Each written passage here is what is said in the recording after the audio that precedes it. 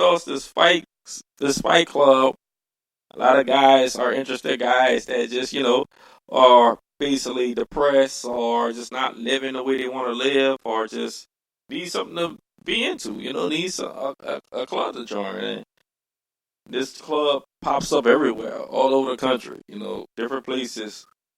And it's funny because the chick in this movie, the girl in this movie that Edward Norton's character falls in love with, she's an addict. She's definitely an addict. And she meets him, of course, in one of these meetings he's going to. Because Edward Norton, Edward Norton in the movie, he's not an addict of any kind, from what can see. He's just lost his mind. He's just finding a way to accept and entertain himself. The addict lady, who's played by Eleanor Carter, the movie, her name is Marla. She basically falls in love with him, and you can see that he loves her. He cares about her a lot, but his other persona doesn't. So of course that creates problems after problems, argument after argument. They do a lot of fucking, they have sex, they do their thing, and it's actually a pretty good movie. So look, Fight Club. And I know I'm not doing the best job of describing it right now because I don't want to go detail into the movie. And I should have gave you a spoiler warning, spoiler for Fight Club. It's kind of late in the game now, but look, I don't want to go blow by blow of the movie. I just want to give you the gist of it. The gist of it is that Edward Norton and his character, he's the narrator of the movie also. He's just off in the head. Creates this persona that looks a lot like Brad Pitt, whom is Brad Pitt, the actor playing him in the movie, who's also helping to narrate the movie. And I can't think of those guys' names in the movie. Falls in love with Marta and basically just figures out what he's been doing it this whole time at the end of the movie that he created this persona. So Fight Club, you're gonna like it, you're gonna enjoy it. Official Nola review for Fight Club. It's a good movie. No alcohol required, no drugs required. You're gonna enjoy it. Just sit back on the couch and watch it one day. You're gonna get enjoyment out of it.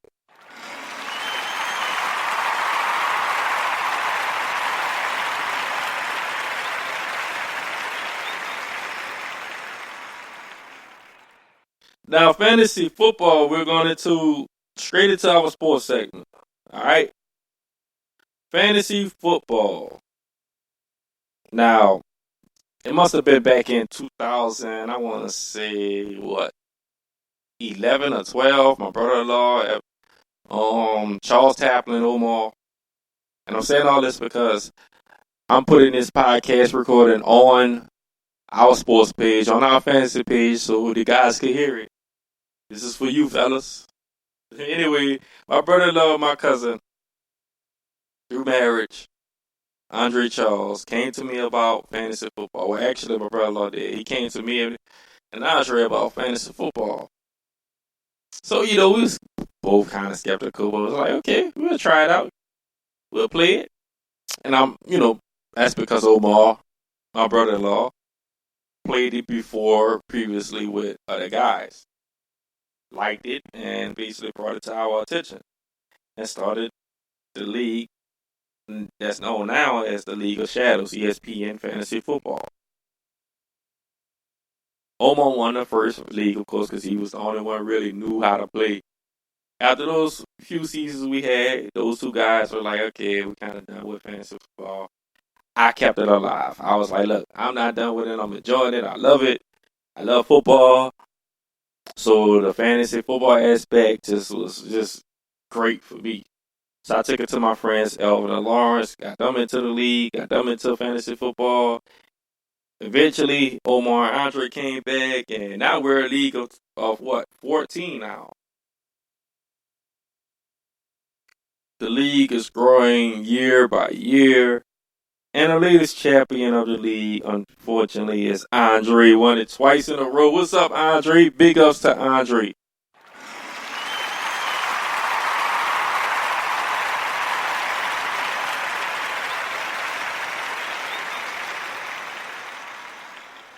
Yep, his fantasy football team has won the championship 2 years in a row. And the funny thing about it, like, all right, we have amongst the fellas, we have this gentleman's bet of $20.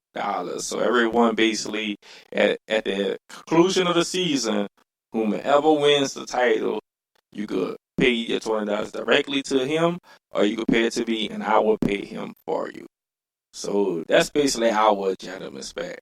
Last year came up with a little. It wasn't even a scrutiny about the bet. We just had one guy that played another different league that was just kind of mouthed off about, oh yeah, my league, cause the league I play in is $1,400. Y'all only play it for 20. It's like, dude, it's a gentleman's bet, dude. This is like for fun. Like, no one plays for. We're not playing this for income. You know what I mean? Like, nobody's trying to get money out of the situation like that. You know what I mean? If we was playing like that, then I mean, we take our league serious. We play hard. Everybody play to win every week, but $1,400 bets. It's like, dude, come on, bro, come on. I mean, if the guys wanted to do that, that'd be cool with me. But it's not mandatory. It's not something I ever felt like I didn't want to charge anybody to play fantasy football. Let's just put it like that. So if you feel like you have to stunt and play fantasy football, then I just told the other guy, like, hey, you know what? I guess you might as well just stay in your $1,400 league. Then. Hey, it's just the delivery, the way he came off, and it was just But anyway, that's a whole nother story. Fantasy football 2009. Everybody's pumped up. I know I'm pumped up to play. And we're gonna look at these rankings, man, because I want to go through who should be drafted first, second, whatever. Position rank, top player ranked in fantasy football according to the ESPN rankings, because that's important. Saquon Barkley is number one. Now, I want to say Andre had Saquon Barkley last year. No wonder why he won the title, but Saquon Barkley would definitely be high on my list this year to be drafted. Now, funny thing with my league, with our league, League of Shadows, we kind of take our cue from the NFL, so the champion pick last. And, the guys that finish best pick at the bottom of the division. So, I mean, at the bottom of the draft. So, I finished round third. I was supposed to be in a championship game, but lost to my boy Rodney.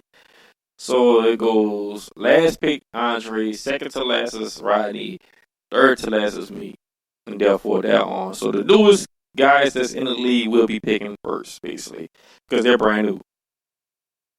Cut us some slack.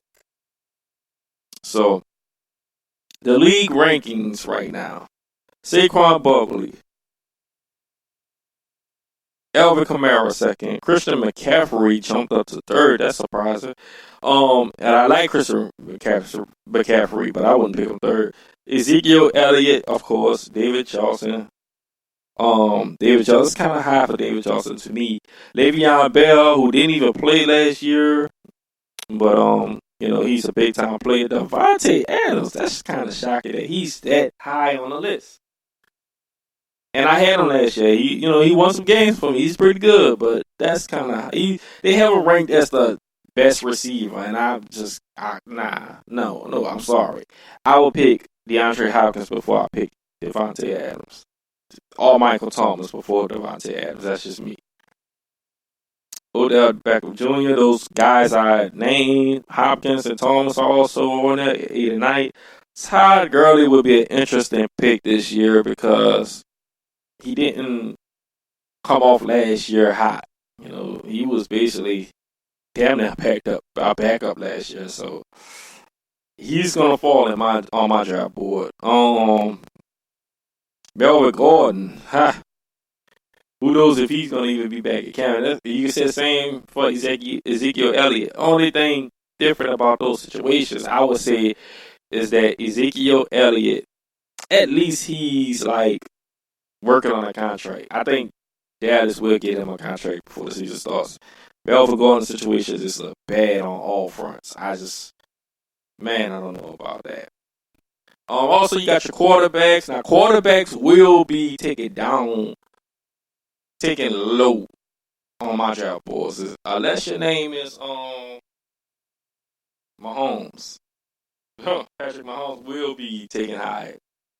He's probably the only quarterback that I plan on taking high, if I even make it to take him high. But the funny thing about our draft, we had the snake draft, so whomever picking last, like Andre's picking dead last because he won the league, he's going to be picking first in the second round. And I'll be picking third behind Rodney. Rodney should be second. So, and the new guys should be last in the second round. So, we're going to do that snake thing. It's going to be fun, man. It's going to be fun. I'm hoping that everybody is just ready. It seems like everybody's ready for football. My roster was pretty good, man. I had, Adam Thielen, who was great for me last year. Nick Chubb, I picked him up late in the season.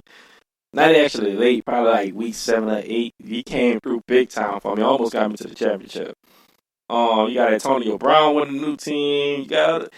This is going to be a great fantasy football season. I'm going to elaborate more on it with the guys, probably via live Facebook and our group, hopefully only in our group. I'm going to see what that's about. But fantasy football is big time. I suggest that you guys play it.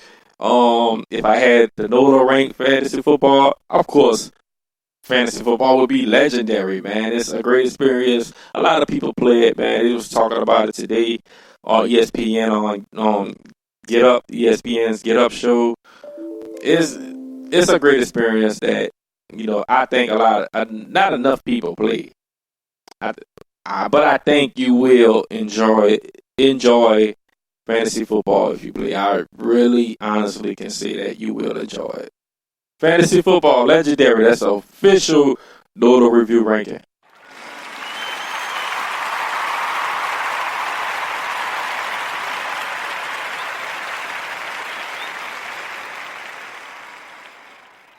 And that's not even a movie. And it still got a Nola review ranking.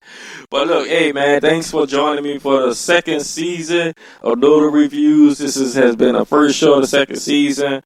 I want to thank everybody who's listening right now. I appreciate you. I hope I entertain you. I hope you are entertained. I hope you can join me again next week. This is the second season, Nola Reviews. And we're going to keep looking at upcoming titles. We're going to review movies. That's what we do here. And we're going to talk about sports. We got to dabble into our sports. I'm a big sports fan. I got to see some of these new movies out right now. So, if you get a chance, let me know what movie to go see. You got, I know Toy Story 4 is still out. Lion King is still out there. We have some pretty good, interesting titles that I haven't even seen yet because I just been back at it at work, man. Just be getting in it. But look, I'm always gonna be here. I'm always gonna be representing all the reviews. This is my podcast. This is the best movie review podcast in the world, people. You gotta love that. You gotta respect that at least.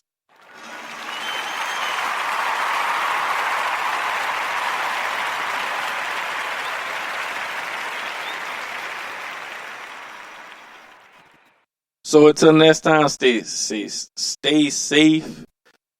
keep love, keep God first, all right?